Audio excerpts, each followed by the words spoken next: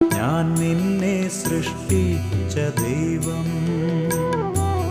ഞാൻ നിന്നെ രക്ഷിച്ച ദൈവം, ഞാൻ നിന്റെ പാതയിൽ എന്നും വെളിച്ചമായി നിന്നെ നയിക്കുന്ന ദൈവം. ഭയപ്പെടേണ്ട